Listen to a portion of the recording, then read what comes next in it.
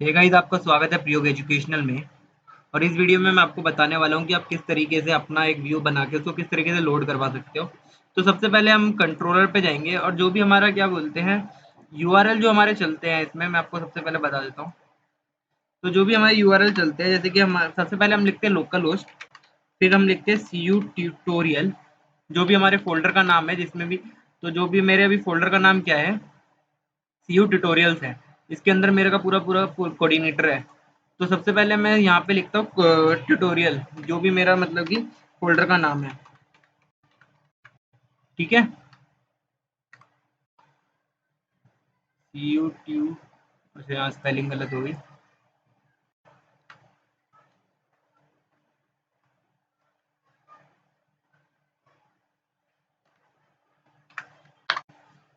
ठीक है, तो ये काम इस तरीके से करता है कि सबसे पहले लोकल होस्ट, फिर देन फोल्डर का नाम एंड देन कंट्रोलर का नाम। पर यहाँ पे हमने डिफॉल्ट कंट्रोलर सेट करवा रखा है। तो अगर अब हम जाके आपको दिखाऊंगा, मैं आपको एप्लीकेशन में कन्फिग पे जाओगे तो आप राउट पे जाके देखोगे तो यहाँ पे आपको डिफॉल्ट कंट्रोलर वेलकम। तो अगर मेरे को कोई और कंट्रोलर इस पे चलाना है, लेट सपोज मैंने यहाँ पे एक और कंट्रोलर बनाया और मैंने उसका नाम कुछ भी रख देता हूँ। मैं पहले यहाँ से मैं ये वेलकम वाला कंट्रोलर यहाँ से कंट्रोल ए कंट्रोल सी करके यहाँ पे कंट्रोल वी कर लेता हूँ और देन यहाँ पे मैं कंट्रोल एस करके इस कंट्रोलर का नाम मैं रख देता हूँ। कुछ भी मैं रख देता हूँ, टेस्ट डॉट पी नाम रख देता हूँ। ठीक है, इस कंट्रोलर का नाम। एंड देन यहाँ पे जो भी मेरा यहाँ पे कंट्रोल का नाम मैं दूंगा, टी फाइल का नाम मैंने टेस्ट रख दिया, यहाँ पे कंट्रोल का नाम मैं रख देता हूँ TEST। और आप जनरली आप कंट्रोल का नाम क्या होता है, कैपिटल से स्टार्ट करना चाहिए। ये सब हटा देते हैं हम। अब होता क्या है, बेसिकली ये जो क्लास है ये एक्सटेंड करती है CI कंट्रोलर को। तो CI कंट्रोलर क्या है, इसकी एक सिस्टम की हमारी कंट्रोलर जो क्लास होती है वो क्लास है। तो कंट्रोलर क्लास को ये एक्सटेंड करती है, जो हमारी ये हम जो भी कंट्रोलर बनाते हैं वो कंट्रोलर क्लास को एक्सटेंड करता है। तो अगर आपने उप्स के कॉन्सेप्ट पढ़े होंगे PHP में तो आपको समझ आ रहा होगा कि एक्सटेंड किस तरीके से करा जाता है एक दूसरी क्लास को। तो CI कंट्रोलर हमारी कोर क्लास है कंट्रोलर की। ठीक है, तो उसको ये एक्सटेंड कर रहा है ये टेस्ट कंट्रोलर। इसके अंदर फिर क्या होता है, इंडेक्स फंक्शन बना हुआ है जो क्या कर रहा है, कोई भी मान लो मैं यहाँ पे व्यू अभी लोड नहीं करा रहा, मैं यहाँ पे एको करवा देता हूँ नॉर्मली। और एको में करवा देता हूँ यहाँ पे simply hi, this is the tutorial of coordinator. ठीक है, तो ये कुछ सिंपली इस तरीके से बन जाता है। अब होता क्या है, सबसे पहले CI कंट्रोलर, फिर उसके बाद आता है यहाँ पे अब यहाँ पे आएगा इंडेक्स डॉट PHP। ठीक है, तो होता क्या है, बेसिकली वो सबसे पहले इंडेक्स डॉट PHP पे जाके गिरती है। अब ये इंडेक्स डॉट PHP रिमूव किस तरीके से करते हैं उसके वो मैं बाद में बताऊंगा। फिर उसके बाद वो जाता है कंट्रोलर पे। तो सबसे पहले फोल्डर का नाम, देन कंट्रोलर का नाम। कंट्रोलर का नाम क्या है हमारा, कंट्रोलर का नाम है टेस्ट।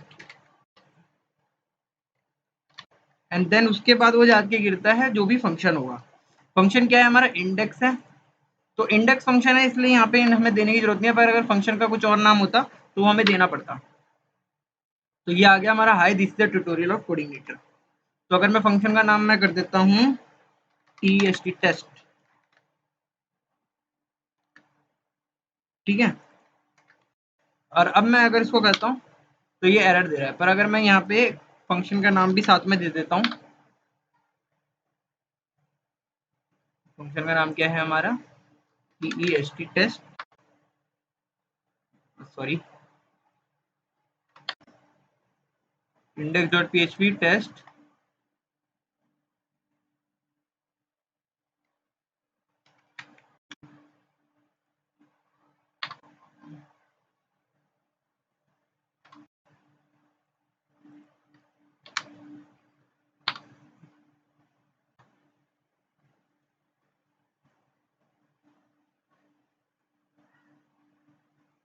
ये अभी चल नहीं रहा है क्योंकि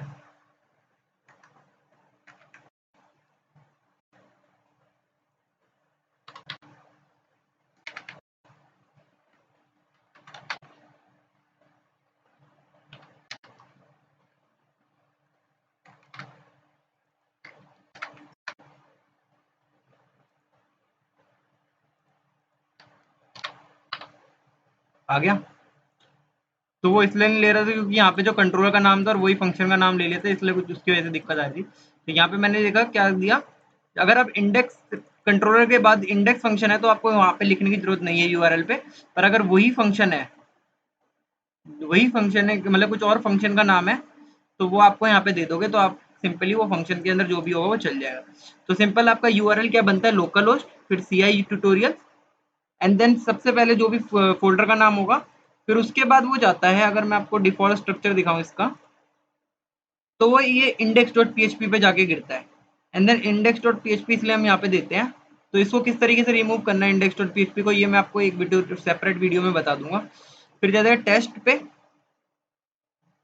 टेस्ट नाम का जो भी मेरा कंट्रोलर है वो, ठीक है, एंड देन टेस्ट CI।